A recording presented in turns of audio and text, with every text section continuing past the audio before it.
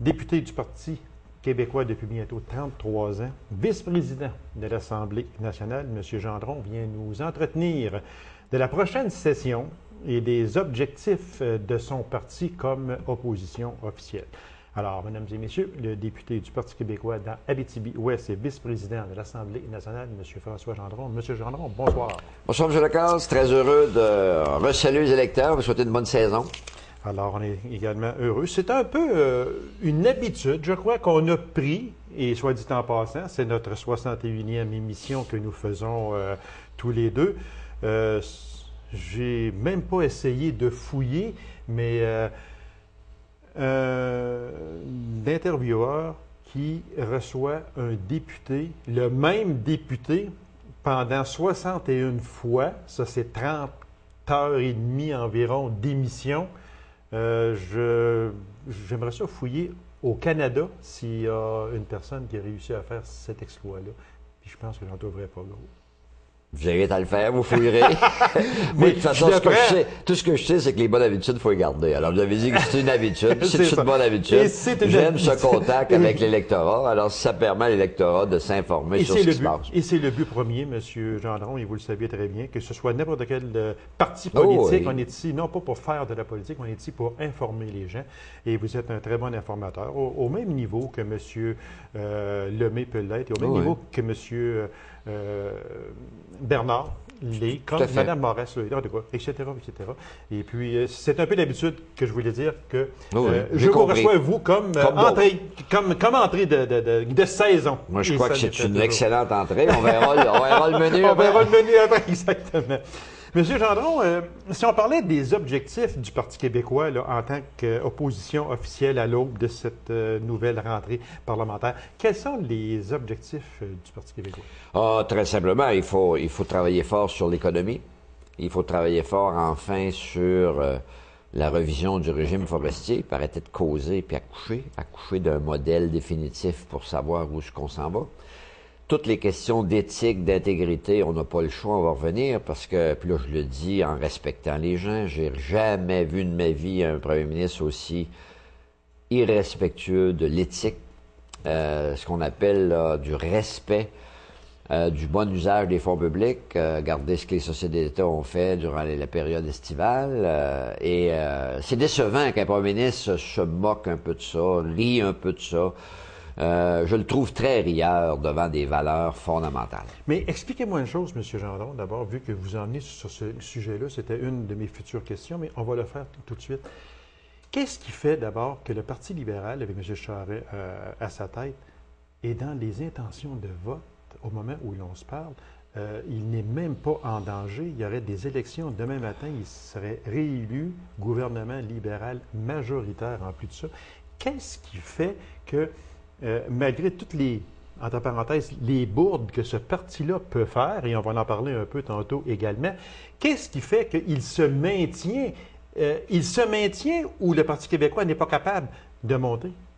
Bon, moi, écoutez, je ne suis pas un prophète, là, mais la raison principale, c'est la concentration de la presse et le traitement médiatique très, très flatteur.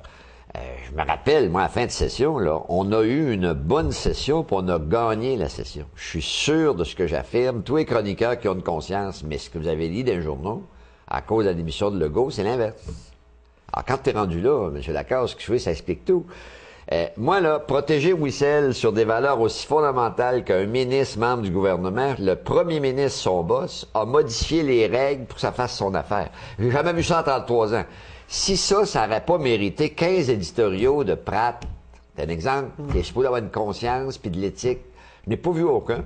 J'ai pas vu un éditorial qui aurait traité de cette question-là pour dire ça n'a pas de bon sens. C'est criminel. Pour le vrai, c'est criminel, il n'y a pas d'autre mot.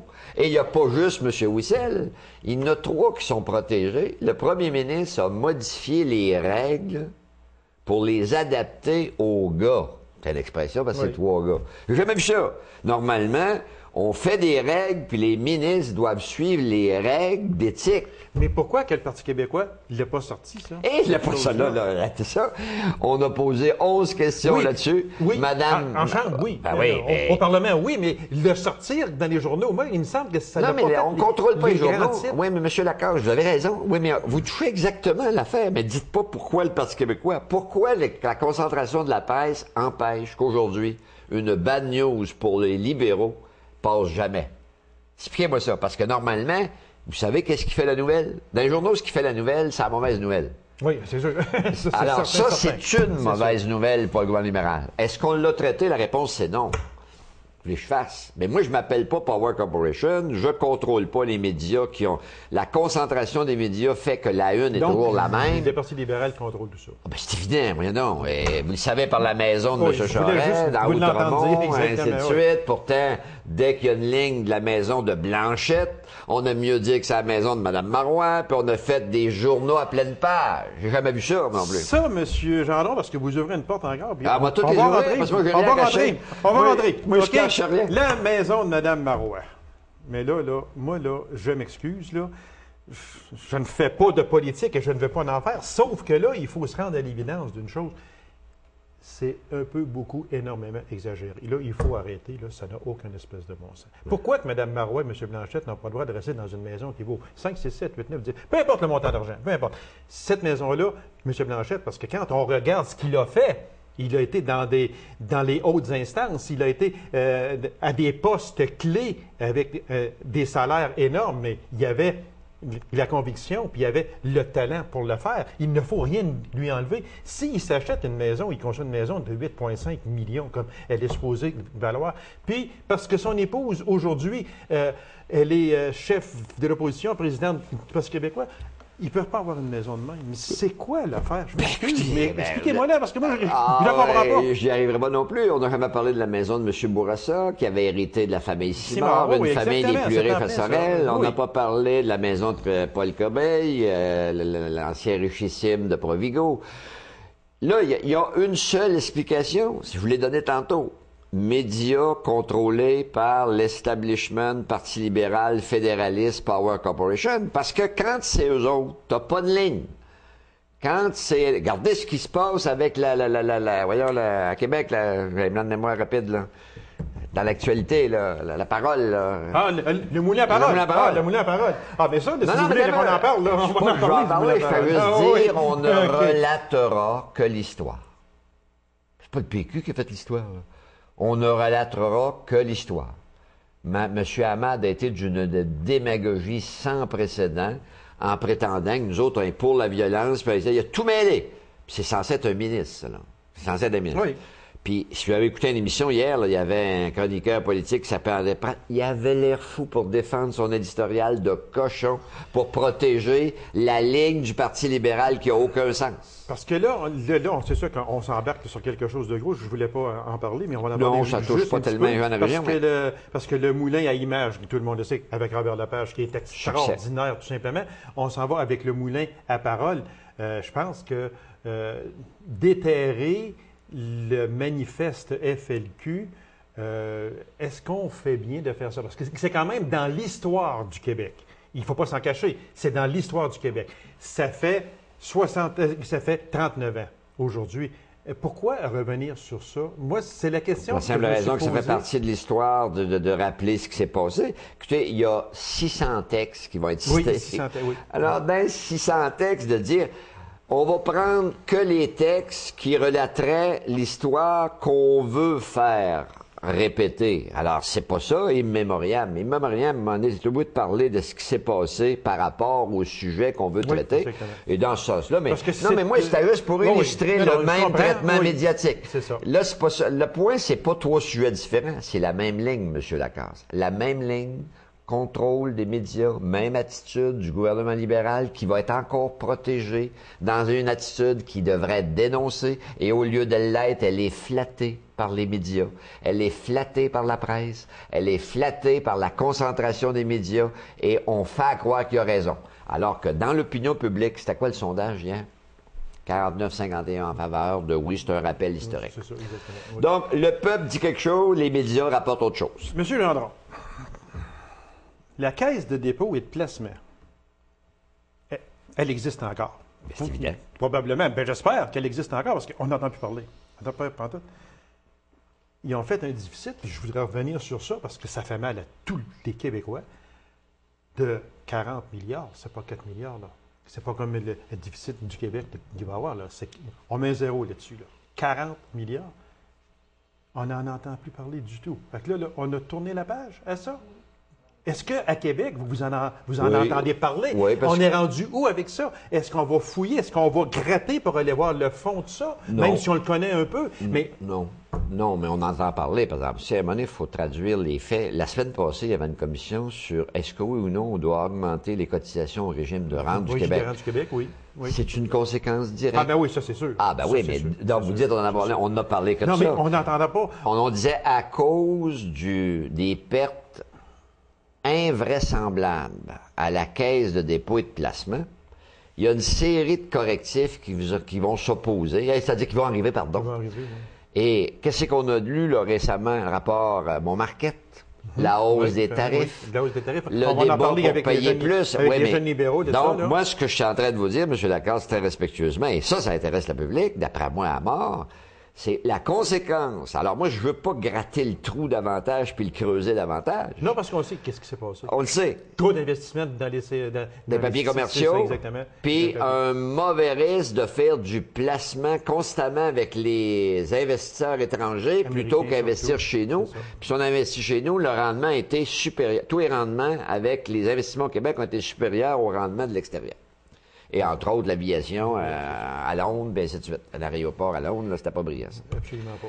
Mais moi, tout ce que je veux dire à la question posée, le lien, bien sûr qu'il y en a un, mais dans les conséquences. Suite aux pertes inestimables et invraisemblables de la Caisse de dépôt, les contribuables vont devoir À payer assumer plus, c'est sûr. une série de hausses C'est sûr, dont la c'est semaine sûr. dernière, on discutait en commission parlementaire quelle sera la hauteur de la hausse des cotisations pour sécuriser le régime des rentes du Québec. C'est ça, exactement. Qu'on prétend qu'en 2035-2037, il serait en difficulté. C'est ça. Si on ne bouge pas. Si on bouge pas. Si on ne bouge pas.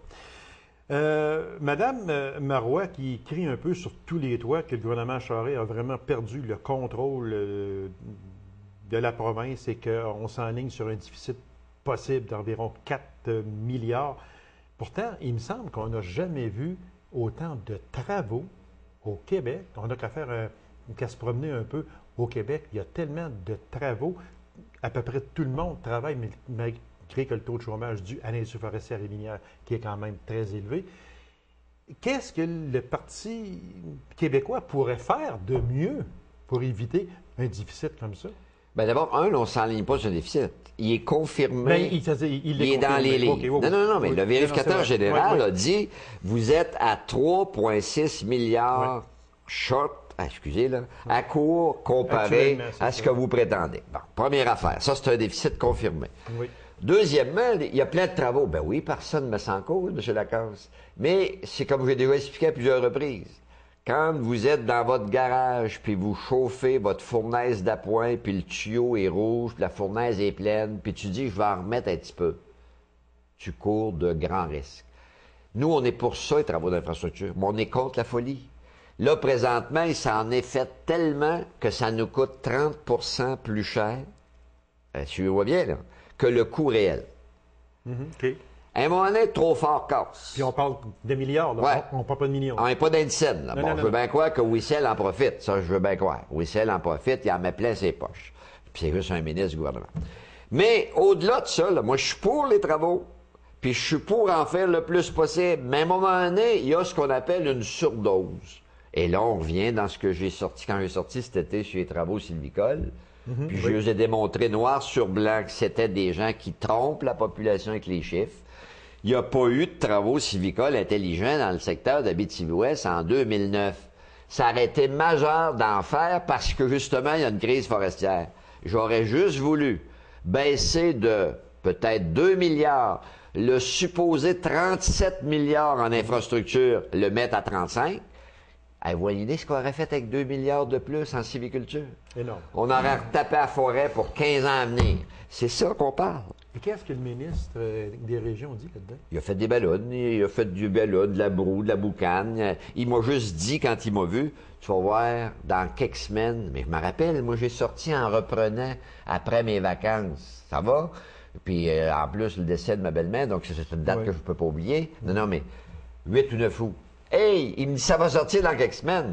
Quand tu sors des travaux sylvicoles à la fin d'août, tu n'as plus personne pour les faire. Les étudiants sont retournés au travail. C'est pas le temps de faire des travaux sylvicoles. Alors moi, je veux pas les avoir en eau. C'est en juin qu'ils se sont vantés qu'il y avait 200 millions fédéral, provincial, puis que la BTB en profiterait à 33 millions pour en chercher partout. J'appelle CFNO, ils ont dit, ils n'ont pas de scène. Voilà, ils fonctionnent même. J'ai appelé Forêt de demain, ils ont dit, ils n'ont pas de scène. Alors là, M. Corbin, il me répond, puis il est allé faire une émission à radio bien faite. Il dit, M. Gendron, il va être des surprises. Vous allez voir, dans quelques semaines, ça va sortir.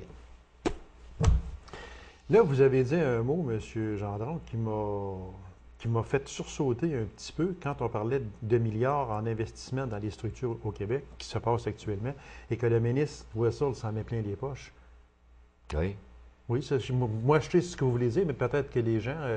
j'ai fait le lien. Il est dans l'asphalte par oui, exactement, oui. Il y a une compagnie d'asphalte. Oui. Est-ce que cette année, on fait de l'asphalte? Ben oui. Est-ce que je suis content de ça? Ben oui. Est-ce que je chiale qu'on des travaux de structure? Ben non. Je dis juste, c'est déséquilibré. On peut pas avoir un programme d'envie puis dire, nous autres, on est bon, on a un programme. Infrastructure, infrastructure, infrastructure, infrastructure, comme une incantation. Il y a d'autres choses dans la vie qu'infrastructure. Alors, moi, je dis oui au programme d'infrastructure. Faut pas venir fou avec ça. Est-ce qu'il y a d'autres priorités? L'agriculture, on pourra en parler un peu. Moi, dimanche encore, là, si Dieu le veut, je vais être encore en visite, comme à chaque année, là. Puis là, je vais constater ce qui s'est passé. La température n'a pas aidé, les récoltes des foins difficiles, ils se font avoir avec la financière qui est sous-financée depuis plusieurs années. Donc, ils ont présenté un plan, ils ont un an, ils les ont fait travailler, il y avait unanimité. 5 ministres ont dit « Go, on est d'accord ». Quand le budget a été déposé, pas une scène sur l'entente spécifique. Pas une scène sur l'entente spécifique. J'ai cherché, M. Gendron, quelqu'un qui pourrait venir à cette émission ici parler justement de l'agroalimentaire, de l'agriculture. C'est un éleveur, le monsieur, et puis il a accepté de venir à mon émission en octobre prochain. Et puis, je suis bien content parce que dans le domaine agroalimentaire, on sait que ça va pas bien. On sait qu'il y a plusieurs manques. Sauf que moi, j'aimerais en parler plus en profondeur. Puis, j'ai eu de la misère à me trouver quelqu'un, parce que c'est vrai que c'est peut-être pas toujours facile aux gens de venir devant trois caméras puis tout ça. Mais là, j'en ai trouvé un, puis j'ai vraiment hâte de voir parce qu'il n'est pas gêné du tout, puis je pense qu'il va nous dire exactement. Je le connais, puis il est bon. Il se peut. Il se peut. Garderie, les places en garderie, M. Gendron, c'était une promesse électorale formelle. On en compte actuellement quelque chose comme 206 500 ou à peu près. On veut accroître ce nombre-là à 220 000 d'ici 2012 et à 235 000, c'est-à-dire d'ici 2012, on veut le monter à 235 000. C'est toute une mission pour le ministre Thomasy? Oui, mais qu'est-ce que tu veux? Il y a eu une élection. Mais qu'est-ce qui se passe là-dedans, là, actuellement? Là? Pourquoi que ça tarde tant que ça? Ça tarde tant que ça pour deux raisons principalement. Pour construire des nouvelles places en garderie, ça prend des gens qui ont la capacité d'aller exécuter les travaux requis. Puis ça prend la commande du Trésor. Or, à ce qu'on sait, les places, parce que là, sortons de ces gros chiffres-là, revenons juste ici en Abitibi, là, quand la CRE a dit, nous, la CRE, Conférence régionale des élus, ça nous prendra 500 nouvelles places. Le cher ministre nous en a octroyé, vous la rappelez-vous? Moi, je me rappelle, très peu. 16 très peu, 16 du besoin. Alors là, vous dites, c'est quoi? C'est lui qui a le contrôle du boyau. C'est l'expression.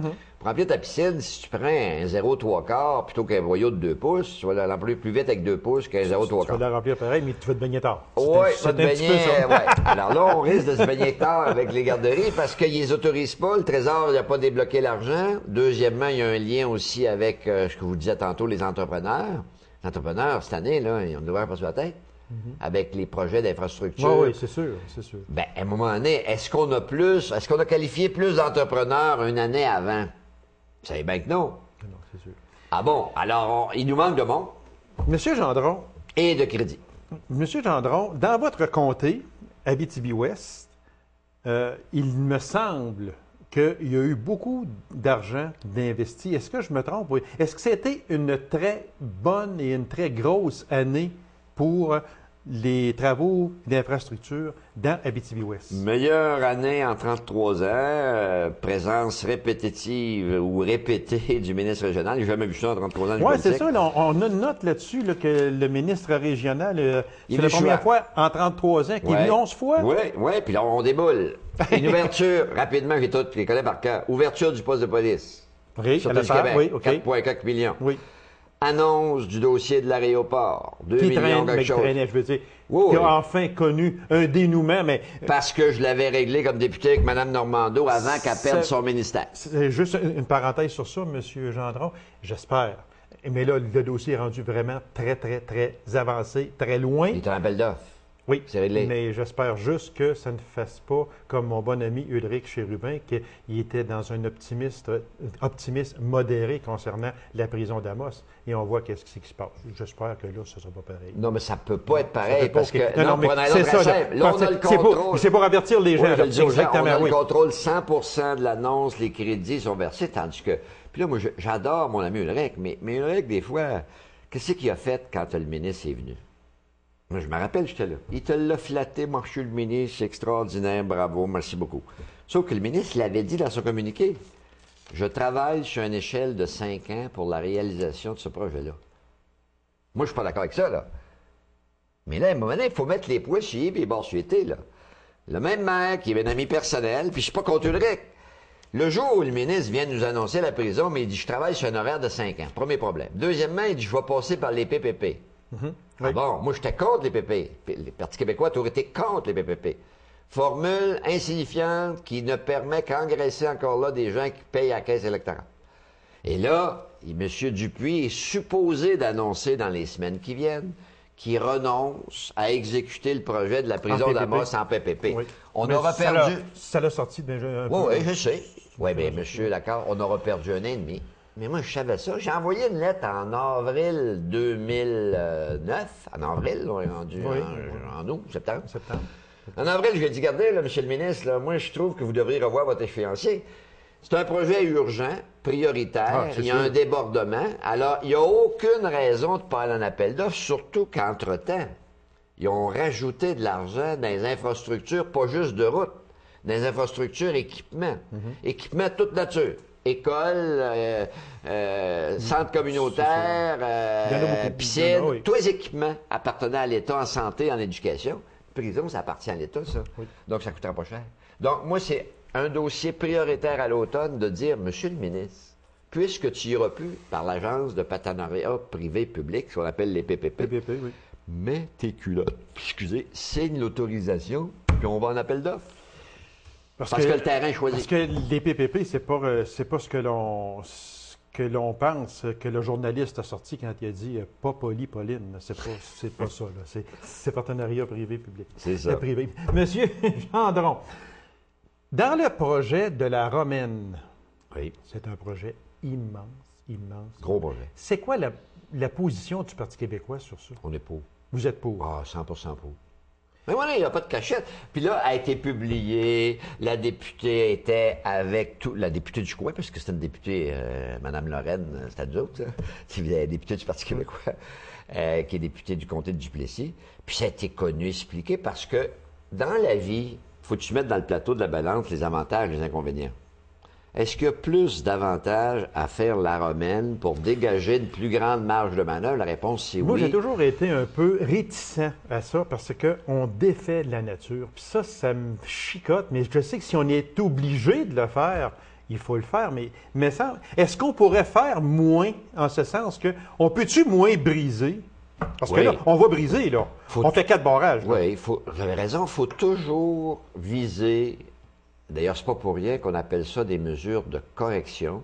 Et là, il y a un paquet de termes que je connais comme ancien ministre de l'Aménagement, du Logement territoire. Je me rappelle, entre autres, la base de plein air de Sainte-Foy, aller la visiter. C'était le pire immondice que j'ai jamais vu, une ancienne dombe, pardon, bon.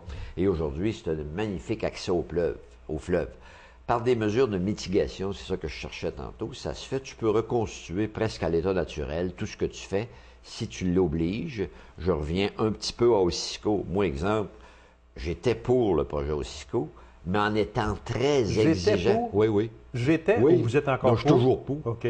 Mais en étant très exigeant sur des mesures environnementales, parce que les gens oublient que la situation présente à Malartic, c'est 4 trous, c'est 4 problèmes qu'on n'a pas réglés comme société environnementaux, et la seule capacité de régler ça, c'est par un projet minier qui va rendre non acide les dégâts causés par les anciennes minières, puis l'affaissement du sol, ainsi de suite. Autrement dit, le projet minier d'1 milliard va nous permettre de corriger adéquatement tout le legs négatif environnemental qu'on avait.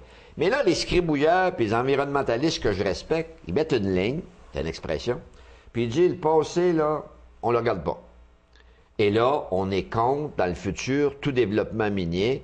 Et c'est intelligent. Il faudrait qu'on continue leur faire qui ne respecteraient pas des conditions environnementales plus sévères.